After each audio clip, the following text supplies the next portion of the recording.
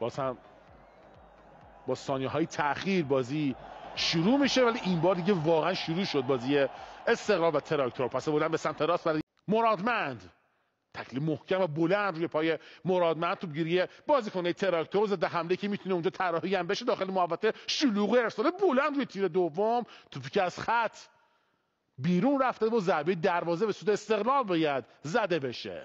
تراکتور رضاییان ارسال رو میخواد انجام بده، کوتاه گوشه محوطه جریمه، ارسال، یه فرصت برای تیم استقلال و توپی که از کنار دروازه به بیرون میره. بازی بدون گل در جریانه. خب قطعا ترکیب رو مفصل در موردش صحبت کرده. موقع برای تراکتور در همین ابتدای کار توماگوی دروژک هاشم میشد ضربه بعدی و توپی که از کنار دروازه خطرناک به بیرون رفت.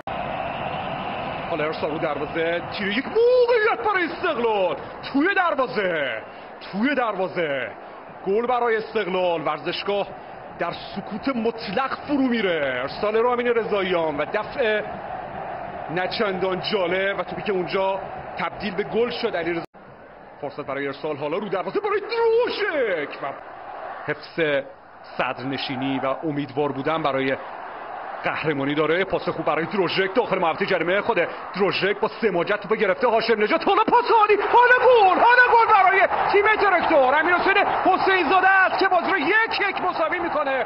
شور و هیجان رو میاره روی سکوها.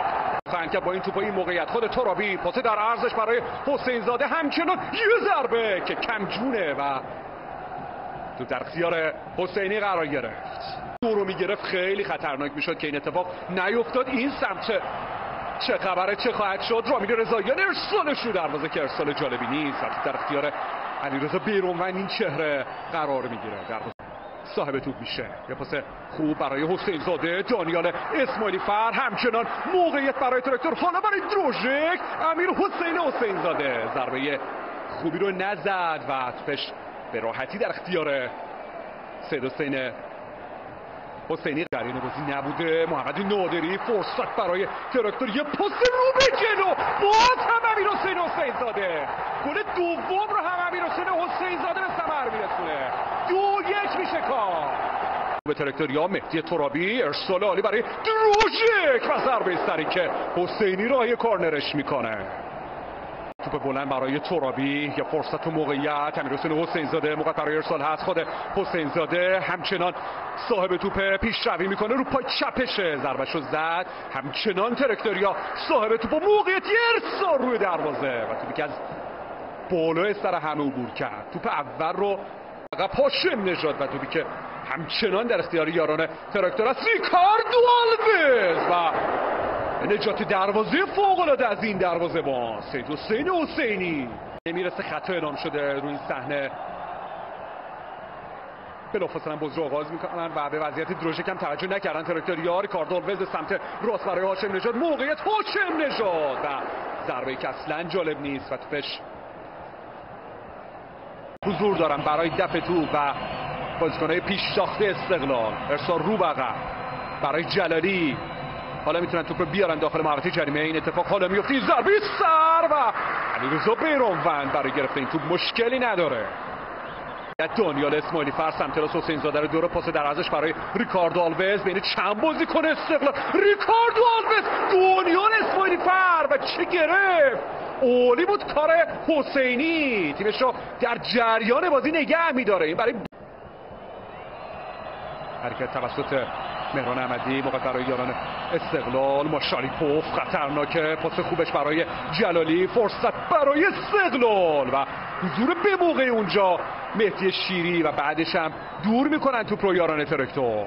موفق برداشته، چه خواهد شد ادامه بازی؟ دانیال اسماعیلی فر دوره امیرحسین حسین‌زاده رو سمت راست، حالا پاس در عرض، عبور میکنه اونجا تو مهدی ترابی، تیر دروازه زد اینجا تو این صحنه. این بازی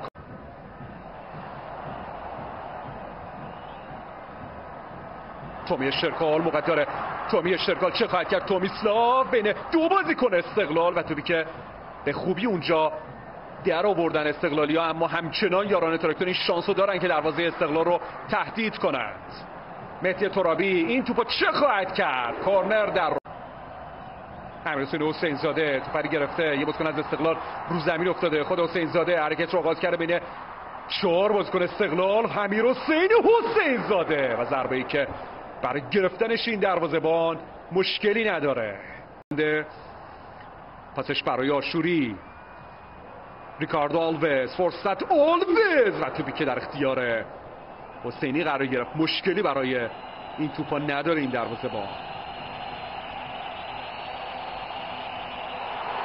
شوت پایان بازی به 3 در میاد، یه پیروزی مهم، یه 3 امتیاز مهم که برای تراکتوری کسب میشه و خوشحالی هواداران تراکتور روی سکوها.